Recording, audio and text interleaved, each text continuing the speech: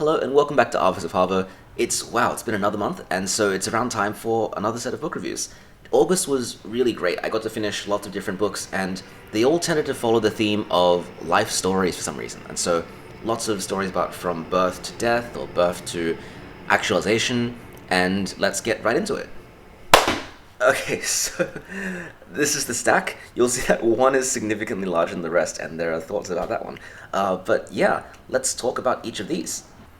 Okay, so first book for August was Cradle by Vonnegut. I'm really mixed on this cover because it looks really cool from a glance, but it's also impossible to tell what the title of this book is because it's just so scattered.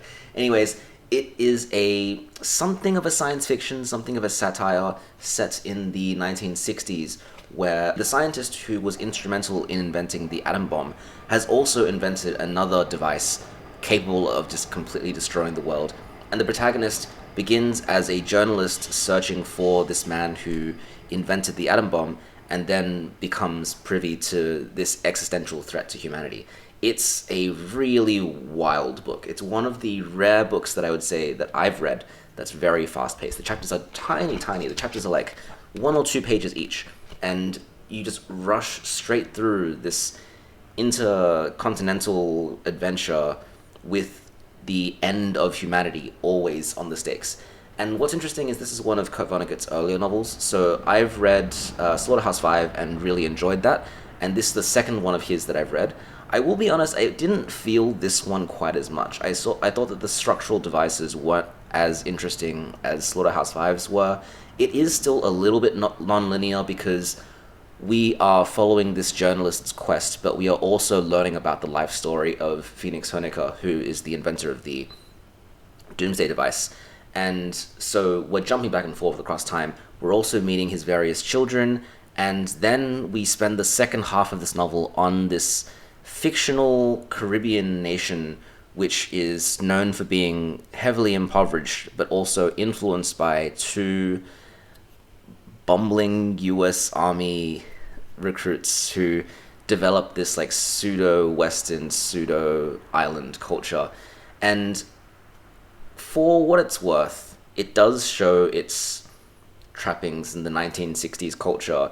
The depictions of the Caribbean island is very uncomfortable to me as just something that's been ravaged by colonialism, but also kind of satirized. The fact that this country is fictionalized means that there are a lot of jokes made at the expense of contact with European peoples, and it's not always in good faith. I feel like there are a lot of things about the second half of this book that have really not aged well. I do think the overall plot is much more interesting when you consider it in light of the immediate aftermath of the atom bomb. I think profoundly and psychologically, it mirrors the shift of human understanding that the end of humanity as a concept won't be from famine or from disease. It will be from humanity itself. Humanity will invent something that will be so powerful and destructive beyond our control that we will alter the fabric of existence and destroy ourselves, which is exactly what the Doomsday device in Cat's Cradle is. And hopefully this isn't spoilers, it's a different construction of water molecules or water atoms like molecular construction of water, which has a different freezing point. So normal water freezes at 0 degrees Celsius, and this new construction of water freezes at about room temperature, which means that once this new water comes in contact with our old traditional water, everything will immediately freeze at room temperature, and the whole world will be covered in not cold ice, if that makes any sense. And that will just destroy everything, right? The oceans will become inhospitable, all the fish will die, it'll be the end of life as we know it. And the fact that something so powerful can exist as something so small, made by somebody who has no conception of how much damage this could do, that's really what this book is trying to explore. It's chaotic, it can be funny at times, it really dampens the fear of existential destruction because I think it really reads as someone trying to grapple with the fact that humanity has advanced to this stage where we are able to just completely annihilate ourselves. And rather than being bleak, it is something that's wry and satirical and trying its best to pull together this existential dread. And so tonally, it is all over the place. It's crazy, it's chaotic, it's a lot of fun at times, it's very depressing at times. And overall, I think it works. It is an enjoyable read, it's a very short read, but I think I gave it a 3 out of 5. I'm still very excited to read the rest of Vonnegut's works, but maybe his later ones will have more cohesiveness than this earlier one did.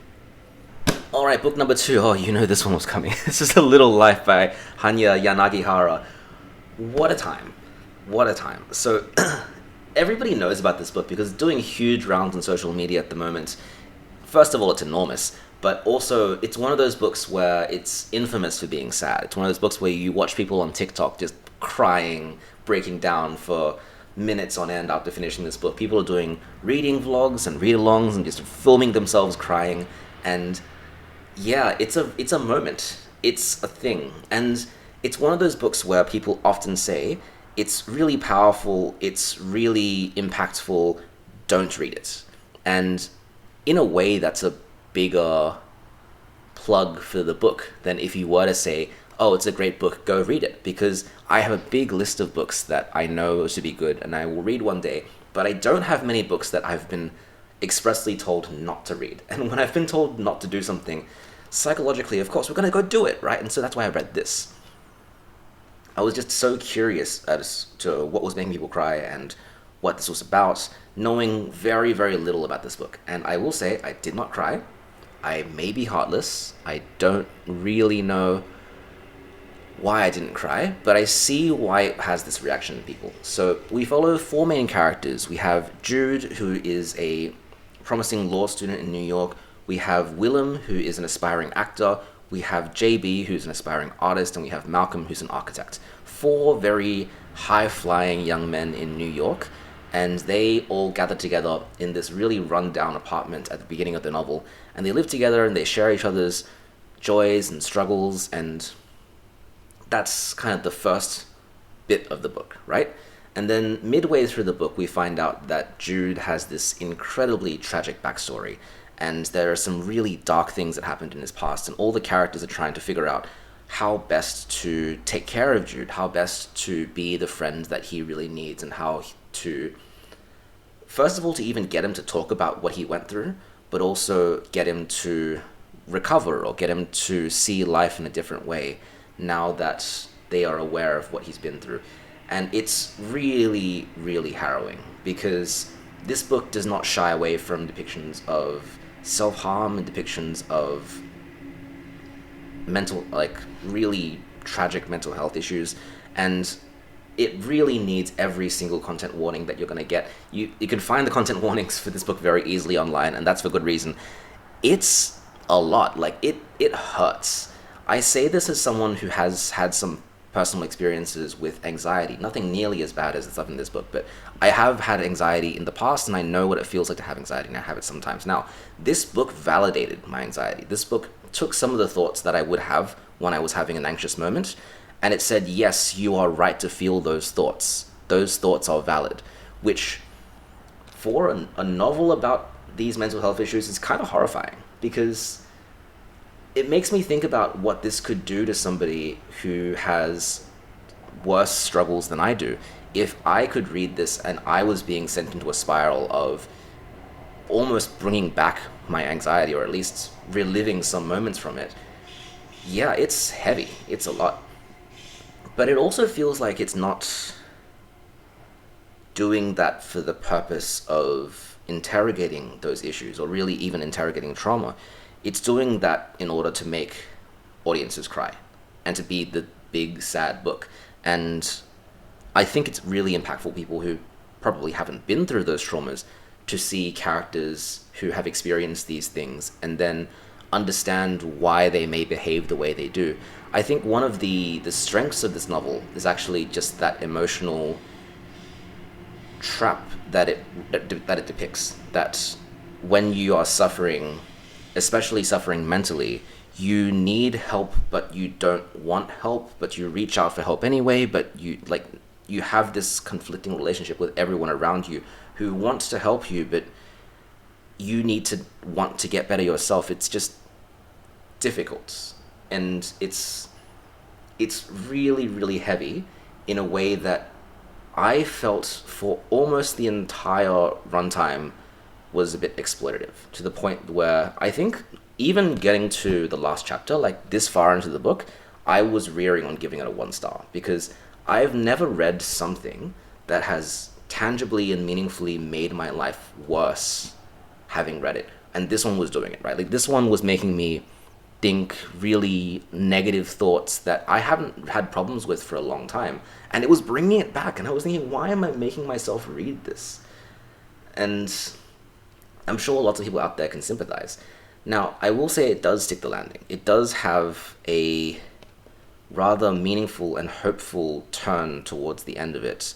And there's moments where I think the depictions of trauma and mental health are really warranted and are really, if not sympathetic, really like in good faith. But that's weighed up against all these just incredibly graphic, incredibly disturbing depictions of negative thoughts and dark spirals. And to the extent that a person would want to subject themselves to reading this, I guess I'd just say, like, you have to know what you're getting into. But if you wanted a book that is just going to make you cry, I would not recommend this one. This is not the way to do it, right? Like, lots of things are sad, and things can be sad in a meaningful way. But if it's just depictions of really sad events, it's hurtful to us in a way that isn't really edifying to our knowledge of ourselves or our emotions or the people around us. And I think that's probably the biggest criticism I can give to this book, is that it's sad, but for what end, right? Like, it makes you feel these strong emotions, and it takes you to the edge, like the very, very edge of human emotions. But what do you get out of doing that? And I personally didn't get that much. Like, I felt the difficulty, I felt the harshness and the terror of all of it. And that's it.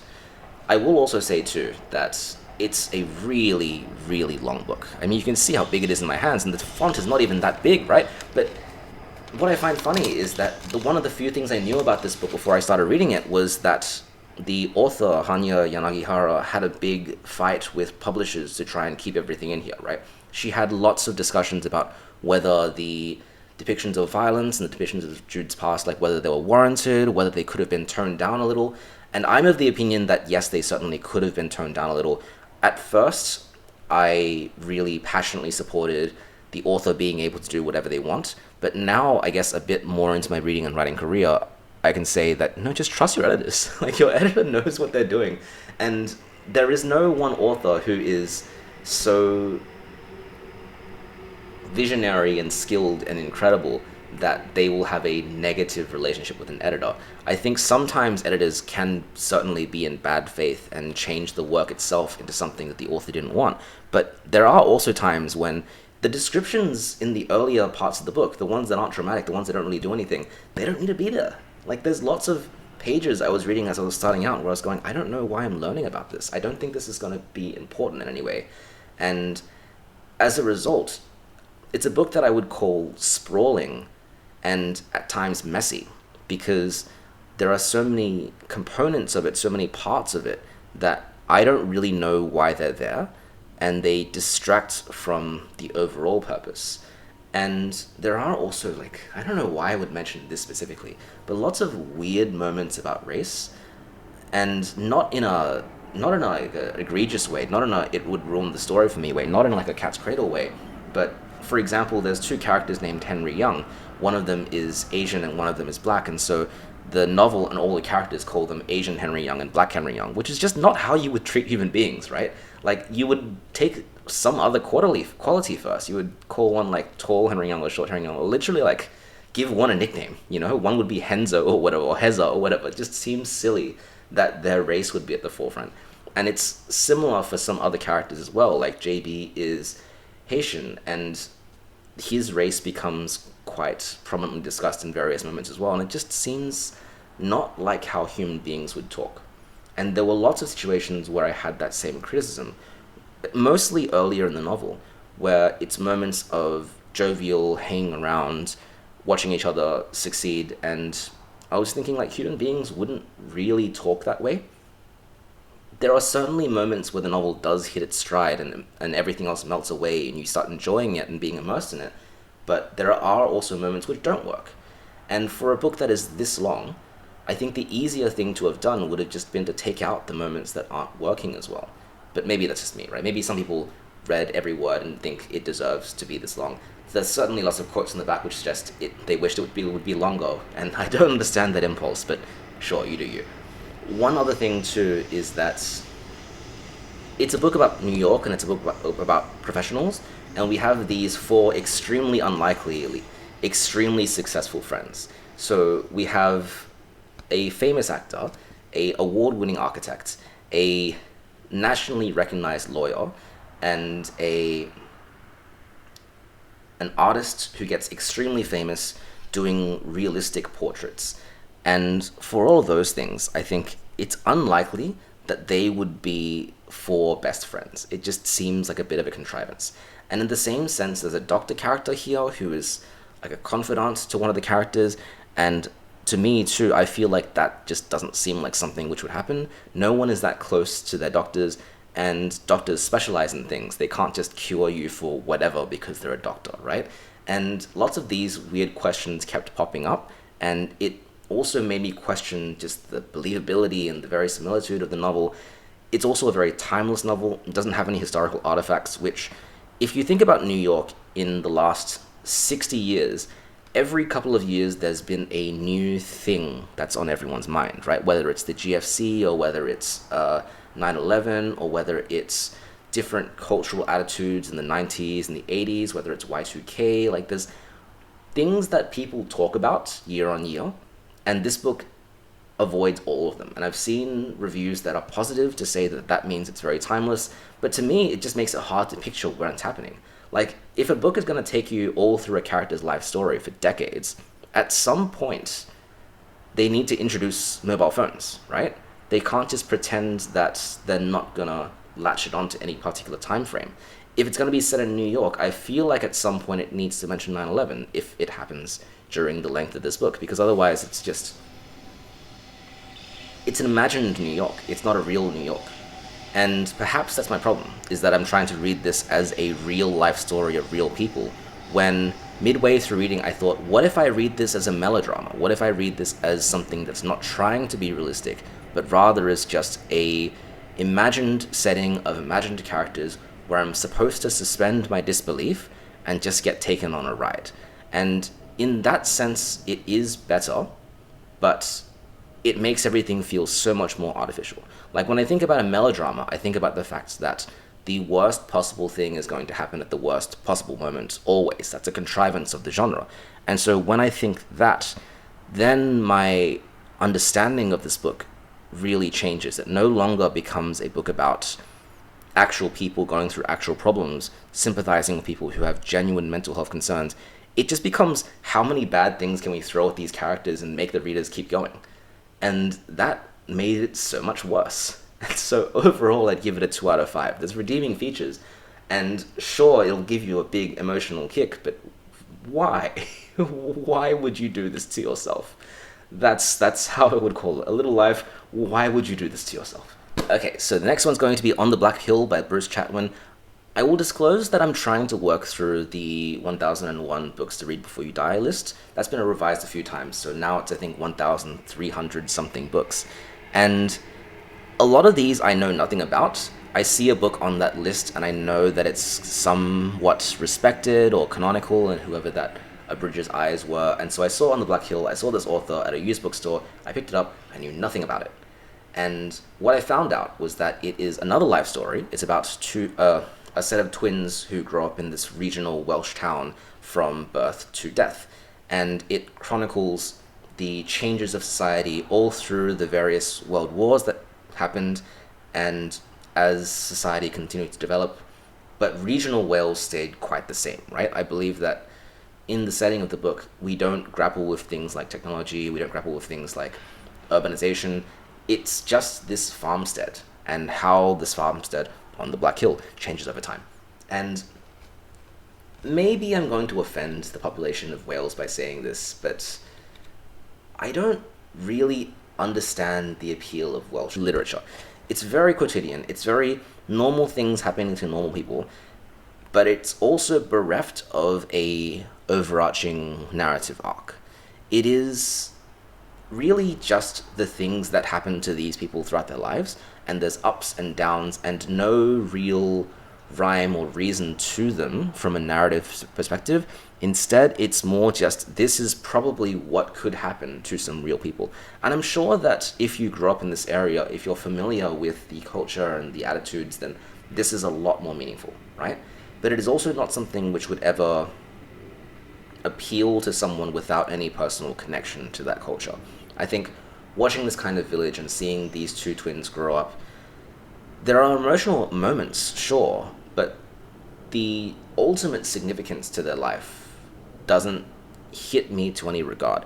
And it's very similar to what I felt when I was reading Under Milkwood, is that I respect the thing the authors are going for. I really respect the attitude of representing a real life, unabridged, with no contrivances, and feeling realistic, but I also just didn't find it particularly interesting. There are definitely moments here that work, and I think what is really strong is the way that it does engage with historical events, whereas A Little Life didn't, right? So when the World Wars hit, we get this decision of whether these young men are going to enlist or whether they're going to be drafted, and we get situations where, because we have the convenience of twin characters, we get to see one person do one thing and another person do another thing. And aside from that, they are very similar. So they have this duality to them that helps them experience the world around them in lots of different ways. But aside from that, it's interesting, but it doesn't grab me. And so I think I gave it a 3 out of 5. And if it wasn't on that book list, I never would have paid attention to it. I never would have picked it up. It's really not for me. I will note, though, that in the very opening, or in the copy that I have, there's this nice little note, which is a gift from one person to another. This edition of the book, I think, is like almost 50 years old, so I have no idea when or why this was written. And the note says, "Look out for character based on a friend who lives alone in the mountains." And I think that's very cute, is that you get someone a book with a character in it that reminds you of a mutual friend is interesting. Anyways, that's on the Black Hill. Okay, next book is Isabel Allende, Daughter of Fortune. I know that the famous one that this author has is The House of Spirits. I could not find it, and so this was what I ended up getting from the store because I had trust in this author's name. And I was right. This book is great. This book is a lot of fun. It's an adventure novel. It's a romance in the same way that A Little Life is a melodrama. So in a melodrama, the worst possible thing happens at the worst possible time. In a romance, the best possible thing happens in the best possible time. Lots of good things happen that make you feel excited and joyful. And yes, there's a lot of darkness in it still. There's a lot of trauma in here too. But it keeps you hopeful. And it has really positive things to say about relationships and the kind of spiritual connections that you form with people, even outside of a romantic context. Just being able to trust somebody, to take care of somebody else, all of that is right in here. So this is a historical fiction novel at its heart. It begins in Chile, and it has a young girl who is born to a British family there, and she's raised to view her culture as better and Chile as kind of the local culture, not as valuable, and so she's raised more as a high-class person. She eventually falls in love with this Chilean revolutionary, is what they call it. I can't remember exactly what he does. But then when the gold rush hits in California, everybody packs their bags and goes off to America, and she stows away on a ship to follow him because she is just so deeply in love with this person. On the way, she meets a Chinese... I'm going to say doctor. The book uses the Chinese term zhongyi, which means Chinese doctor, but you know, traditional Chinese medicine, you'd call them like a medicine man if you were going to say something different. I'm going to call him a doctor. She meets the Chinese doctor on the ship, and they begin this strong mutually beneficial friendship where they kind of teach each other about their own cultures and their own lives, and it's a really wholesome connection. And so the adventure goes to California. They explore the area there, and she's searching for the partner that's left her in Chile. And just a lot of things happen, but it's really enthralling. You go to all these different places, you meet all these different people. There's lots of side characters who find great ways of popping up, and there's lots of little nods to history as well, like early newspapers and early trade routes. Like, there's a trade route where boats from Chile will go down to Antarctica or the Antarctic regions to get ice, bring it back to Chile, fill their boat with fresh fruit and vegetables, and bring it to California. And I don't know if that happened in real life, but that sounds so cool, right? Like, you feel like you're in this moment of history where you understand how people saw the world differently, and there's just more adventure and more possibility than there is now. And so I had a great time with this. I was really curious about the research that this author did into Chinese culture as well, because she's Chilean, and the depictions of the Chilean town to me seem very genuine, but it also is partially set in China. It depicts this Chinese character, his relationships, and his values, which are contrasted against the Chilean ones. And for what I've noticed, it's mostly quite accurate. There are a lot of things which I would say someone who wasn't from a Chinese culture would not be expected to know, like specific plants and what medicinal properties those plants had, or the way that Chinese medicine works on yin and yang and body temperature, right? Those are things that I was taught from my parents as a child, but I would be really surprised to see an author who's not from that culture understand that. There are also more surface level things that I think you would learn if you just did your basic research on China, but for what it's worth, I think it's just nicely done. And overall, it's just a great story. It's really fun, it's really hard to put down, and it does have that romantic aspect to it that leaves you feeling good at the end. There is one thing that I found weird, which is that prostitution seems to turn up as in just about every subplot. The protagonist is a young woman, and she's represented as this really strong character with a lot of agency, and she's beholden to her emotions, but she's also learning about herself. It's partially about her coming of age, and she's really rich and complex.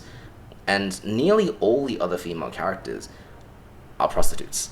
And I guess that's reflecting the history in some sense, because it's about sailing ships and it's about the gold rush, and neither of those situations, I guess, would have had a lot of historical women, but we do get a lot of subplots about prostitutes, and I wonder what that means in the lens of this book's themes and values. I haven't really thought about it, because it doesn't really make a moral comment on prostitution. A lot of the characters in these circumstances are treated super sympathetically, to the point that it doesn't feel like a very large portion of the novel, until you look back and you think about the characters and you think, wow, just about every setting and every female character, except for the protagonist and her mother, is a prostitute or owns a prostitution business or is connected to that in some way.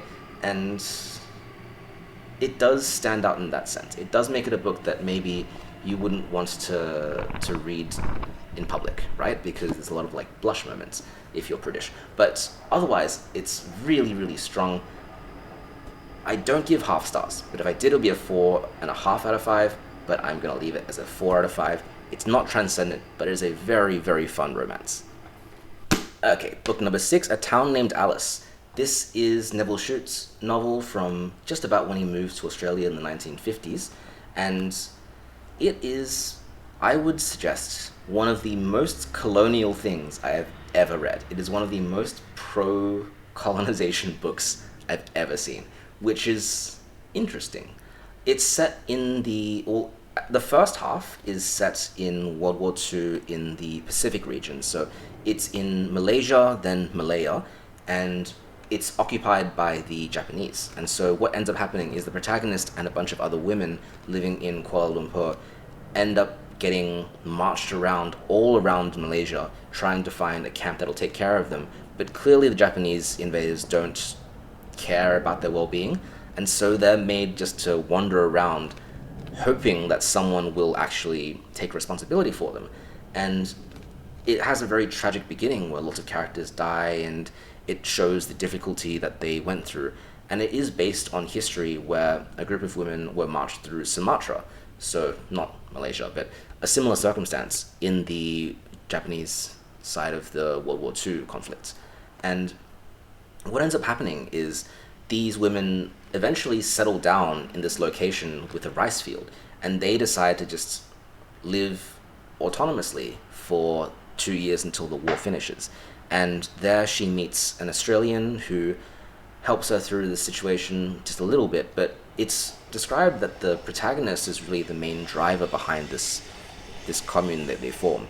And then the second half of the novel is eventually they meet again in Australia, and they go to the outback cattle town that the man is from, and they try to build it into a larger township, a town like Alice Springs, which is what the title is from. I actually didn't know anything about this book, so when I read The Town Like Alice, I was like, I have no clue what this is going to be about. I thought it was going to be about regional Australia. I didn't know at all that it was going to be about World War II, and yet it was. But the core assumptions here is that the protagonist, Jean Padgett, she is resourceful, she is economical, she can do business, she can do industry, and so she is, and I'm going to say this is what the novel suggests, not what I suggest, but because of these qualities and because of her English culture and upbringing, she is uniquely capable of westernizing and industrializing at first the Malaysian rural countryside and then this cattle farm in Australia. And it has those core assumptions that English qualities of stoicism and persistence and resourcefulness are better than the agrarian attitudes of Malaysia and the at first masculine area of Australia, but it also has depictions of Aboriginal Australians in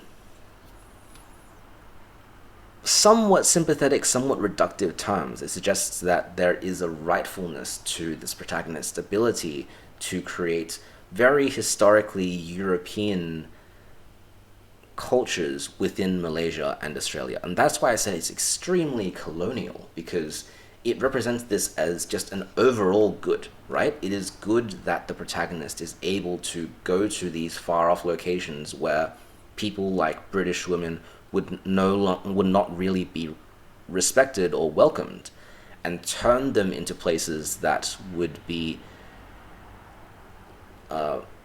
appreciated by British sensibilities. And so she is literally a colonist. That is exactly what she's doing. Maybe she's not, shooting people, but that is exactly what she is doing. Is she's bringing culture, erasing the things that used to be there, and making more Britain in places that are far away from Britain. And as a romance, you really need to set aside those assumptions if you want to get any enjoyment out of this book. And as someone who is Asian, I find that kind of hard to swallow. And I'm gonna try and review this book outside of those assumptions as best that I can, right? Is that it is also not incredibly entertaining, not incredibly investing, because it starts with the trustee, I don't even know how I say it, the solicitor of the protagonist, explaining that Jean Padgett has inherited this bunch of wealth from her family, and eventually this wealth is going to be used to build up this township in Australia. And we have this entire chapter of this really stuffy old lawyer explaining the legality of this will and this inheritance, which is not the most exciting beginning of a novel, especially when there's a war in it, right? It's instead a bunch of legal babble about how they're going to divide this estate, and that didn't really catch me. And then we jump to World War II, and we get those scenes in World War II, and those are interesting because it is a part of the conflict which I find has not really been rendered in literature or pop culture very much, and the characters, for what they are worth, are quite sympathetic in this moment. which was good, right? I did enjoy it. I did find that the depictions of the Malays were just very racist. Like, there's lots of assumptions where the protagonist was offering to grow rice or to plant seeds or something like that, and people were suggesting like, oh no, how dare they make a British woman do work that is so far beneath them. And I'm just like, what are you doing? Why are we here? And they survived those 2 years in Malaysia, and they eventually go to Australia, and it's this romance story where she's trying to find the person who saved her in Malaysia, and he's trying to find her, and in a world without mobile phones, it's like this star-crossed lovers thing, right? And yeah, it's fine. I think it's also written quite newly as Nevil Shute arrived in Australia, and it's written for British audiences. So there is the sense of tourism there, that they are being introduced to first the foreign Malaysian setting, but also the foreign Australian setting. The Australian character is just so stereotypically Australian. Like, he uses all these vernacular phrases, his attitude is just so different. I feel like there's just this concerted effort into putting Australianisms in there to contrast with Jean's very British dialogue. And the Australia we see is also the really stereotypical Australia. It's the outback, it's dry, there's cattle, there's kangaroos. It's written for a British audience. And as someone who is part Asian and part Australian, I feel like both my cultures are being put on show in this book, and I don't like that feeling. And so that is a 2 out of 5. Okay, last one I'm going to go through really quickly. This is my old literature, and this is Julius Caesar by William Shakespeare. I had a student who was studying this, and so I skimmed through this as quickly as I could. It's probably one of the easiest Shakespeare plays I've ever read. I don't know if that's because I've read enough that I kind of understand the language, or if there's just less weird language references, weird terms, and I think it's the latter. I think it's one of those plays where you can just read the verses themselves and make a good guess for what they mean. Whereas there are lots of other plays that are full of sayings or idioms or archaisms, and you need to constantly be looking at the glossary. This play I barely needed to. I could understand it very easily the first time go around. And the plot is really simple, everyone knows it already. So Brutus and Cassius are senators in Rome.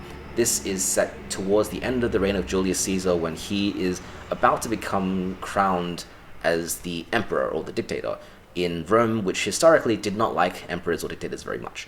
And so the senators together conspire to kill Caesar and distribute the power that was about to be centralized. And they do this, and they think that everyone's going to treat them as heroes, but instead Mark Antony gives a speech lamenting Caesar, and they find themselves on the losing end of a war. And so that's the ultimate tragedy of this novel, is that it is a conflict between whether power should be centralized, and if centralized power at the hands of a benevolent and intelligent ruler is a good thing, or whether all centralized power is bad and it should be forcibly redistributed in any means necessary, including violence. And so there's a lot of chaotic moments where these ideals are debated through first words and then combat, right? I find it really fascinating that at the very end of the novel, when Antony and Octavius on one side and Brutus and Cassius on the other side are about to go to war, they meet up and start talking to each other. They debate their values to each other first.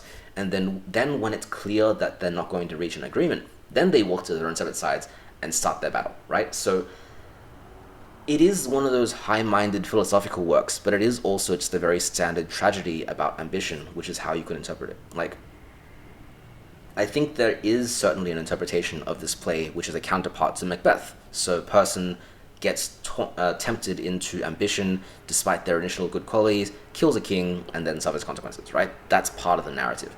But it is also certainly about how we distribute power in society, and how you can control the population using rhetoric and speech and constructing your character in a certain way.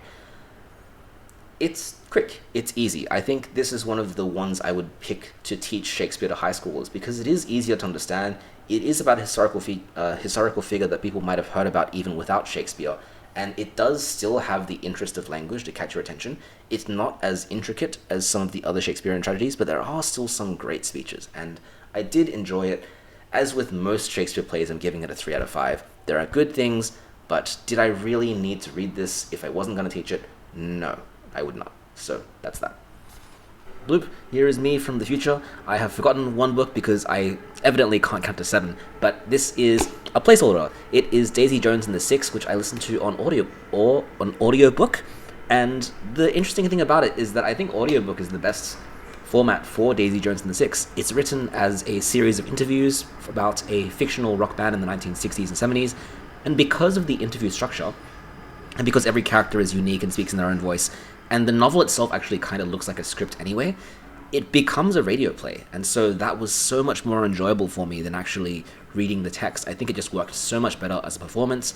On Audible as well, the actors and actresses really got into it, and so that was very enjoyable to me. The premise of the book is that it's charting, or it's actually the interview, or a sequence of edited interviews of a fictional band, which is modeled very much after Fleetwood Mac. So I think the consequence of having a band that has both men and women set in the 60s and 70s that gets very popular, I feel like the comparisons just have to go to Fleetwood Mac, because there is not really any other band that fits that mold.